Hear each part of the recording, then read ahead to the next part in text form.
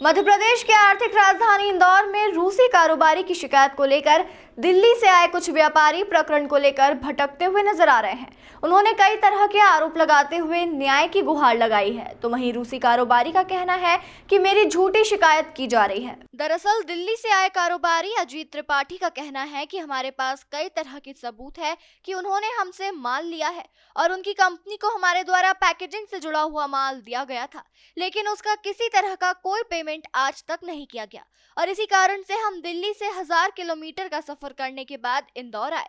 यहाँ पर police commissioner की जनसुनवाई में भी हमने शिकायत की है, लेकिन अभी तक किसी तरह का कोई न्याय नहीं मिला। पिछले कई महीनों से वह स्वयं के पैसे के लिए भटक रहे हैं और उनके साथ गौरव अहलावा नामक कारोबारी द्वारा धोखाधड़ी की गई है। दिल्ली के कारोबारी ने यह भी कहा है कि वह हमारे सामने आकर बैठ जाए और हमसे बात करे, क्योंकि वह उनके घर पर भी जा चुके हैं, वह उन्हें नहीं मिल रहे हैं और ना ही मुलाकात करते हैं। इस पूरी शिकायत को लेकर रूसी कारोबारी गौरव अहलावा का कहना है कि उन पर सारे आरोप झूठे हैं। पिछले दिनों कुछ कारोबारी उनके घर पर भी आए थे, जिसकी शिकायत उन्होंने थाने पर की है। अब देखना होगा कि दिल्ली से आए कारोबारी को किस तरह का न्याय मिलता है, तो वहीं दूसरी ओर पुलिस किस तरह की जांच कर कार्रवाई करती है। सर, गौरव अहलावत जी ने एक आरोप लगाया है, मैंने भी वो वीडियो देखा है और वो सरासर ही गलत नहीं है, वो टोटली गलत है। मतलब शब्द का 1% भी उसमें कुछ सही नहीं है। और रही बात पैसा मांगने वाली, यदि हम पैसा मांगें और अपना पैसा मांगने वाले को वो गुंडा और माफिया बोले तो ये तो किसी तरीके से सही नहीं माना जा सकता। हमने माल दिया है उन्हें और हमने पैसा मटेरियल दिया है, जीएसटी पेड पक्के में माल दिया है। उन्होंने एक आरोप सबसे पहले लगाया है कि हमने उनको ख़राब माल दिया है। और जो भी उन्होंने कहा, अगर हमारा माल ख़राब था तो उन्होंने 4 साल 5 साल में एक भी डेबिट नोट हमें नहीं दिया, एक बार भी कोई सूचना नहीं दी, किसी प्रकार का हमारे पास सूचित उन्होंने किया ही नहीं कि आपका माल ख़राब है या किसी भी प्रकार की दिक्कत है। इस तरह कोई इशू था ही नहीं। उसके लिए आप मीडिया के द्वारा हाथ जोड़कर एक विशेष विनती करते हैं, गौरव अहलावत जी से हाथ जोड़कर विशेष विनती करते हैं कि आप बैठिए, हमारे सामने बैठिए, प्रेस कॉन्फ्रेंस में बैठिए, मीडिया के सामने आप अपने सारे सवालों को रखिए, आप अपने पेपरों को, अपने कागजातों को जो आपके पास है आप लाइए। और मैं ये चैलेंज करके कहता हूँ कि वो 4 मिनट और सिर्फ 4 सवालों के जवाब नहीं दे सकते। जब गौरव अहलावत जी, एक बहुत सीधी सी बात है, वो कहते हैं कि हम सब व्यापार करने वाले गुंडा और माफिया हैं। तो जब वो रसिया गए थे, वो $400 लेकर रसिया गए थे।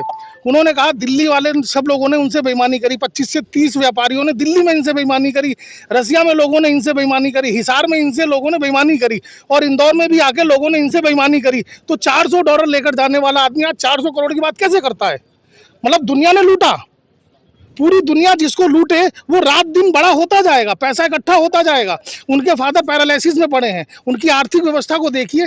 मैं पूरी व्यवस्था आपको दे दूंगा कि उनके घर की स्थिति क्या रही है, कैसे उन्होंने चलाया है। पिताजी आज भी उनके पैरालिसिस में है। मैं किसी को ब्लेम नहीं कर रहा हूँ, एक समस्या है उनकी पारिवारिक।